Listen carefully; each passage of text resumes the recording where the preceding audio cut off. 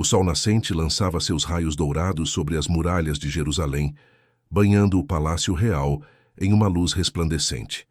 Entre os muitos membros da família do rei Davi, Tamar se destacava como uma joia rara de delicadeza e beleza. Filha de Maacá, a princesa de Gesur, Tamar é a única filha de Davi mencionada na Bíblia. Sua presença irradiava graça, e sua conduta refletia pureza e virtude. No entanto, como muitas mulheres de sua época, sua vida estava envolta em limitações e expectativas rígidas. Apesar de sua posição como princesa, Tamar vivia em uma sociedade que colocava as mulheres em situações de vulnerabilidade. Seu nome, que significa palmeira, simbolizava não apenas força e beleza, mas também a fragilidade de sua condição em um mundo patriarcal. Admirada por muitos, Tamar também enfrentava olhares que nem sempre eram benignos, carregados de intenções perigosas. Inserida na rica e complexa dinastia de Davi, Tamar vivia sob o amor e a proteção de sua família, especialmente de seu irmão Absalão. Porém, a grandeza do reino de Davi trazia consigo intrigas e ameaças inesperadas. Mesmo assim, Tamar dedicava sua vida com um coração puro, confiando em Deus para superar os desafios diários. Sua fé e caráter eram inquebrantáveis.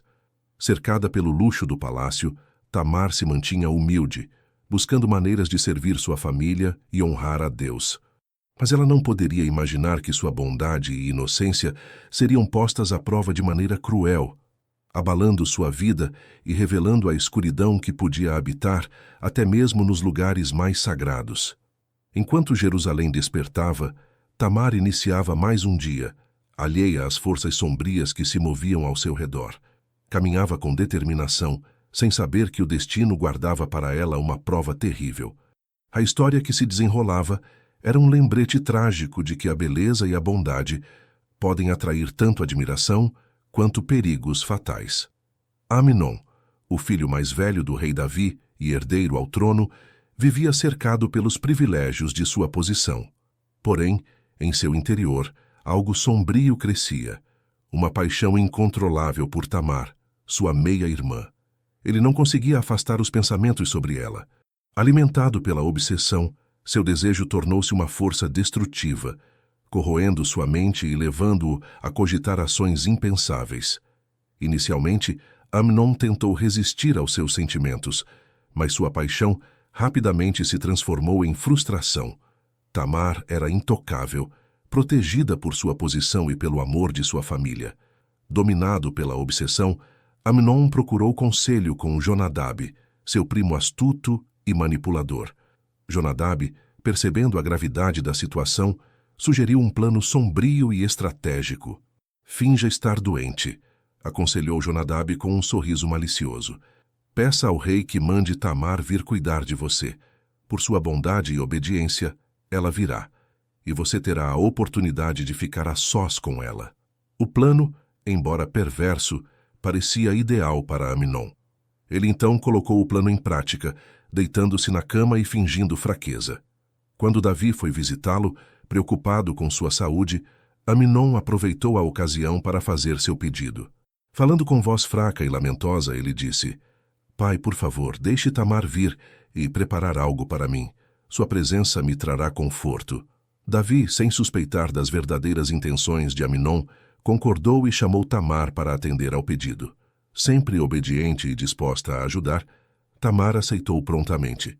Sua natureza bondosa a impelia a servir aqueles que estavam em necessidade, especialmente dentro de sua própria família, sem imaginar que estava prestes a ser envolvida em uma armadilha cruel. Enquanto Tamar se preparava para visitar Amnon, ele aguardava com uma ansiedade repleta de intenções sombrias. Cada peça do plano tramado por Jonadab parecia se encaixar perfeitamente, envolvendo Tamar em uma armadilha da qual ela não tinha conhecimento. Sua inocência, que deveria protegê-la, seria cruelmente explorada, e o palácio que simbolizava segurança e honra logo se tornaria o cenário de uma traição devastadora.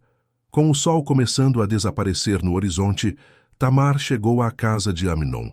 Suas mãos carregavam ingredientes escolhidos com cuidado, prontos para preparar algo que pudesse confortar seu irmão, que ela acreditava estar doente. Sua bondade transparecia em sua presença, e seu sorriso gentil ocultava qualquer suspeita de que aquele seria o dia mais terrível de sua vida. Amnon a recebeu em seu quarto, deitado, com um olhar que misturava nervosismo e determinação. Sem desconfiar de nada, Tamar começou a preparar a comida com dedicação, cada movimento refletindo sua natureza cuidadosa e zelosa. Enquanto isso, Amnon a observava em silêncio, cada vez mais dominado pela obsessão que o consumia. Quando a comida ficou pronta, Tamar se aproximou para servi-lo. No entanto, Amnon recusou. "Leve-a ao meu quarto", disse ele, com uma voz fraca que escondia suas verdadeiras intenções. Sem imaginar o que estava prestes a acontecer, Tamar obedeceu. No quarto, Amnon ordenou que todos os servos saíssem. O ambiente foi tomado pelo silêncio, e Tamar acreditou que ele desejava privacidade por estar envergonhado de sua condição. Mas, de repente, o semblante de Amnon mudou. Ele já não era o irmão frágil que parecia ser, mas alguém prestes a agir como um predador. "Venha, deite-se comigo, minha irmã", declarou abruptamente, deixando claras suas intenções. Tamar ficou paralisada por um momento, chocada. Recuperando a voz, ela tentou convencê-lo a desistir. "Não faça isso, meu irmão. Isso é uma desonra. Em Israel, algo assim não deve acontecer. Por favor, peça ao rei, e ele não negará que eu me torne sua esposa." Mas Amnon ignorou suas palavras. Dominado pelo egoísmo e pela paixão doentia, ele agarrou Tamar com violência e a forçou. Naquele momento cruel, sua pureza foi brutalmente arrancada dela, e seus gritos de desespero ecoaram pelo ambiente vazio, sem que ninguém viesse em seu auxílio. Quando o ato terrível terminou, o desejo que consumia Amnon transformou-se em desprezo. Ele olhou para Tamar com frieza e disse de forma cruel: "Levante-se e vá embora." Para Tamar, a rejeição era ainda mais dolorosa que a violência sofrida. Chorando, ela implorou: "Expulsar-me agora é ainda pior do que o que já fez comigo." Mas Amnon, insensível ao seu sofrimento, chamou um servo e ordenou que a tirasse à força. Tamar deixou a casa de Amnon destruída, rasgou suas vestes de princesa, que simbolizavam sua honra, e colocou cinzas na cabeça, sinal de sua dor profunda. Suas mãos tremiam enquanto cobriam o rosto, tentando conter as lágrimas que fluíam incontrolavelmente. A injustiça queimava em sua alma, e a ferida deixada por Amnon a marcaria para sempre. Sem saber para onde ir, Tamar correu para a casa de Absalão, o único lugar onde sentia que poderia encontrar abrigo. Quando ele a viu, seu olhar expressou choque e incredulidade diante do estado de sua irmã. As roupas rasgadas e as cinzas em sua cabeça diziam mais do que qualquer palavra. "Foi Amnon, não foi?" ele perguntou, sua voz carregada de raiva contida. Tamar apenas confirmou com um aceno, incapaz de falar. Absalão a abraçou, tentando consolá-la com palavras gentis, embora soubesse que eram insuficientes para curar tamanha dor. "Agora, minha irmã, fique em silêncio sobre isso. Ele é seu irmão. Não deixe que isso a destrua." Apesar de suas palavras, o coração de Absalão já estava tomado pela fúria. Em silêncio, ele decidiu que faria justiça por Tamar, custasse o que custasse. Tamar foi recebida na casa de Absalão, mas a dor que carregava era evidente. Ela passou a viver isolada, cercada por um silêncio que refletia a vergonha que, injustamente, a sociedade colocava sobre seus ombros em vez de sobre o agressor. Tamar evitava o olhar das pessoas, temendo que enxergassem sua dor como fraqueza ou desonra, reforçando ainda mais seu isolamento. Enquanto isso, a notícia do crime chegou aos ouvidos do rei Davi. Ele ficou profundamente indignado, mas sua fúria permaneceu sem ação.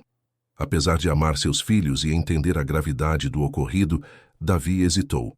Como líder de Israel e pai de Amnon, ele se viu paralisado entre a justiça exigida pela lei de Deus e o impacto que isso teria sobre seu herdeiro. Esse silêncio de Davi foi devastador. Sua inércia não apenas deixou Tamar sem justiça, mas também expôs as falhas de um rei que, mesmo sendo segundo o coração de Deus, era falível. Sua falta de ação ecoou por toda a família, intensificando o ódio de Absalão e o sentimento de abandono de Tamar. A jovem, que outrora era a alegria de Jerusalém, agora vivia como uma sombra de si mesma. Sua dor clamava por uma resposta, mas o homem que deveria protegê-la permaneceu imóvel. O palácio, com suas imponentes paredes de pedra, parecia mais uma prisão de silêncio e impunidade do que um refúgio seguro. Essa omissão de justiça abriu uma ferida não apenas no coração de Tamar, mas em toda a casa de Davi. O rei havia escolhido ignorar a justiça, priorizando conveniências emocionais e políticas, e essa decisão logo teria consequências desastrosas.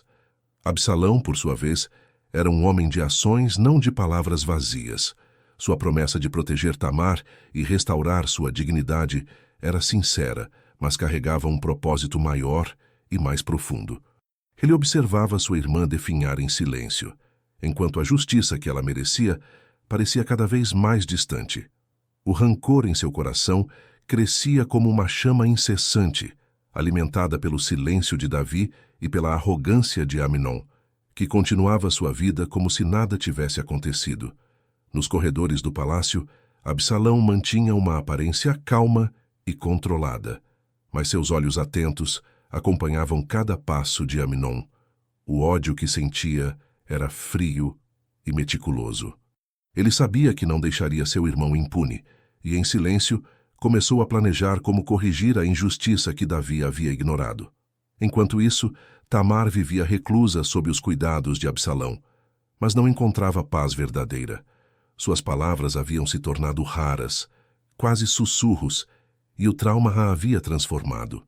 O brilho que antes iluminava seus olhos parecia apagado para sempre. Para Absalão, cada dia vendo Tamar naquela condição era uma agonia silenciosa, um lembrete constante do que havia sido tirado dela. Por outro lado, Amnon vivia cercado pelo conforto de seu privilégio. Ele acreditava que o tempo apagaria suas ações e que sua posição como herdeiro o protegeria de quaisquer consequências. Mas Absalão era paciente. Ele sabia que a vingança não deveria ser apressada. Seus movimentos eram calculados, e ele esperou 2 anos para agir. Absalão começou a planejar um grande banquete em Baal-Hazor, longe da vigilância do palácio. Ele convidou todos os filhos do rei, incluindo Amnon, sob o pretexto de celebrar a época da tosquia das ovelhas, uma ocasião tradicional de festa. Seu comportamento era amistoso e jovial, mas por trás de cada sorriso havia uma intenção sombria. Ele estava determinado a buscar justiça por conta própria. Porém, Absalão não agia apenas por Tamar. Ele carregava o peso de uma família despedaçada. O crime de Amnon havia rompido laços que pareciam inquebráveis, e o silêncio de Davi permitiu que a mágoa e o rancor se enraizassem profundamente. A vingança de Absalão não era apenas por sua irmã. Era também uma tentativa de restaurar a honra que ele acreditava ter sido destruída na casa de Davi. Conforme o dia do banquete se aproximava, a tensão entre os irmãos permanecia oculta, como lava prestes a romper a superfície de um vulcão. Absalão, paciente e meticuloso, sabia que o momento de sua vingança estava próximo. Ele acreditava que aquele ato traria a justiça que Tamar nunca recebeu. Finalmente, o tão esperado banquete chegou. Com sua postura serena, Absalão organizava os preparativos com cuidado, assegurando-se de que tudo parecesse uma celebração comum e sem suspeitas. Os filhos do rei começaram a chegar à propriedade em Baal-Hazor, alheios à intenção oculta por trás do convite. Entre eles estava Amnon, despreocupado, acreditando que o tempo havia apagado os ressentimentos. Ele não percebeu os olhares atentos de Absalão, nem a tensão escondida nos gestos do anfitrião. Para Amnon, era apenas mais um evento festivo. A comida foi servida, o vinho fluía, e o salão ecoava risadas e conversas animadas. No entanto, Absalão, mesmo em meio ao clima de alegria, mantinha-se vigilante. Seus olhos nunca deixavam Amnon, aguardando o momento certo. Quando percebeu que seu irmão havia se embriagado, deu um sinal discreto aos servos. "Agora!" ordenou ele de forma firme e controlada. Os servos, previamente instruídos, atacaram Amnon sem hesitação. Em um instante, o salão foi tomado pelo caos. Amnon gritou, mas logo seu som foi silenciado para sempre. Os outros irmãos, horrorizados, fugiram apavorados, temendo serem os próximos alvos. Absalão, no entanto, não tinha intenção de feri-los. Sua vingança estava completa. Ele sabia que aquele ato carregava um peso enorme, mas sentia que era a única forma de trazer algum tipo de reparação pela dor de Tamar e pela omissão de Davi. A notícia do ocorrido chegou rapidamente ao palácio, lançando Davi em desespero. Rumores iniciais afirmavam que todos os seus filhos haviam sido mortos, mas Jonadab, o mesmo que havia ajudado Amnon em sua conspiração contra Tamar, apressou-se em corrigir o rei. Não, meu senhor, apenas Amnon está morto. Isso foi tramado por Absalão desde o dia em que Tamar foi desonrada. Davi ficou devastado. Ele lamentou profundamente por Amnon, seu primogênito, e também por Absalão, que agora havia se tornado um assassino. A harmonia de sua casa havia sido completamente destruída, e a violência que começou com o crime de Amnon agora marcava toda a dinastia. Absalão fugiu para Gesur, o reino de seu avô materno, ciente de que não poderia voltar ao palácio tão cedo. Sua fuga era tanto um alívio quanto um peso, pois embora tivesse conseguido sua vingança, ele sabia que as consequências de seus atos reverberariam por toda a família. A casa de Davi, já abalada pela tragédia de Tamar, estava ainda mais fragmentada. O silêncio de Davi em relação ao ocorrido ressoava dolorosamente, como uma falha na liderança e na proteção que ele deveria oferecer. Naquele dia, Absalão sentiu que havia feito justiça, mas ao custo de mais dor e rupturas familiares. A ferida aberta no coração da casa de Davi tornou-se ainda mais profunda, e o ciclo de sofrimento, pecado e consequência parecia estar longe de acabar. Enquanto isso, Tamar vivia em reclusão na casa de Absalão. A tragédia que marcou sua vida tornou-se um fardo impossível de carregar sozinha. Apesar do cuidado e da proteção do irmão, Tamar não encontrava consolo. Ela havia perdido mais do que sua honra. Havia perdido sua voz, sua esperança e uma parte vital de sua identidade. Ela raramente saía de seus aposentos, e quando o fazia, evitava os olhares das pessoas. Nos corredores, sussurros sobre seu destino ecoavam, mas poucos tinham coragem de abordá-la diretamente. Em uma sociedade onde o valor de uma mulher estava profundamente ligado à sua pureza, Tamar era frequentemente vista com pena ou desprezo. Embora fosse uma vítima, o peso do julgamento social recaiu injustamente sobre ela. Absalão, por outro lado, tentava criar um ambiente seguro para sua irmã. Nunca mencionava o nome de Amnon na presença dela, mas sua determinação em buscar vingança havia moldado sua própria vida. Tamar sabia que sua dor havia motivado o ato final de Absalão, mas isso a deixava dividida entre gratidão e culpa. Com o passar dos anos, Tamar tornou-se um símbolo vivo das consequências de uma justiça negligenciada. Sua presença silenciosa na casa de Absalão era um lembrete constante das falhas de Davi e da violência que devastou sua família. Tamar não precisava falar para que sua vida contasse uma história. Ela representava a injustiça que muitas mulheres enfrentavam em silêncio, longe dos olhos dos poderosos. As mulheres de Jerusalém começaram a enxergar Tamar como uma figura trágica, mas também como uma testemunha da vulnerabilidade feminina em um mundo dominado por homens. Sua vida isolada tornou-se um reflexo das injustiças que permaneciam escondidas nas sombras. Com o passar do tempo, Tamar envelheceu em silêncio. Sua história, embora raramente mencionada, nunca foi esquecida. Aqueles que passavam pela casa de Absalão muitas vezes viam sua figura solitária à janela, como um lembrete doloroso do que poderia ter sido diferente. Tamar não encontrou justiça neste mundo, mas sua história continua a ecoar, clamando por uma restauração que só Deus poderia trazer. Embora tenha desaparecido das narrativas bíblicas de forma silenciosa, o legado de Tamar permanece como uma sombra sobre a dinastia de Davi. Sua história, marcada por dor e injustiça, é uma das mais intensas e trágicas das Escrituras. Ela é um chamado à responsabilidade, à proteção dos vulneráveis e à busca pela dignidade em um mundo que muitas vezes silencia os oprimidos. Tamar nos revela algo mais profundo e significativo. Em sua tragédia, enxergamos a fragilidade humana. Um irmão consumido por desejos descontrolados, um pai preso na hesitação e outro irmão dominado pelo desejo de vingança. Sua história reflete as falhas do coração humano, e como sem Deus, a verdadeira justiça permanece inatingível. Embora a justiça pareça ausente no relato de Tamar, sua experiência nos lembra que Deus nunca abandona os feridos e desamparados.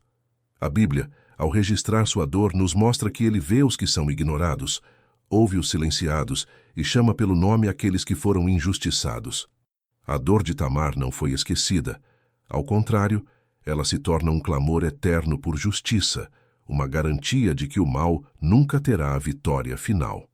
Em Isaías, Deus promete uma coroa em vez de cinzas. Isaías 61:3. Tamar, que literalmente colocou cinzas sobre a cabeça em sinal de luto, torna-se um retrato dessa promessa de renovação. Sua história aponta para um futuro onde Deus trará cura às feridas, restaurará o que foi quebrado e levantará os que foram oprimidos. A narrativa de Tamar é um convite à ação. Ela nos lembra que o silêncio diante da injustiça perpetua o sofrimento e que somos chamados a ser instrumentos da justiça de Deus no mundo. Sua vida desafia cada um de nós a proteger os vulneráveis, confrontar o pecado com coragem e buscar redenção, mesmo quando a escuridão parece prevalecer. Assim como Tamar, todos carregamos as marcas de um mundo caído. No entanto, há uma luz que atravessa até as sombras mais densas, uma promessa de que Deus está trabalhando para restaurar todas as coisas. A história de Tamar nos direciona à cruz, onde Jesus, descendente de Davi, tomou sobre si toda dor e injustiça, trazendo esperança e restauração para um mundo ferido. Que possamos lembrar de Tamar como muito mais do que uma vítima, que sua história nos inspire a lutar por justiça, confiar na restauração divina e refletir a luz que vence as trevas.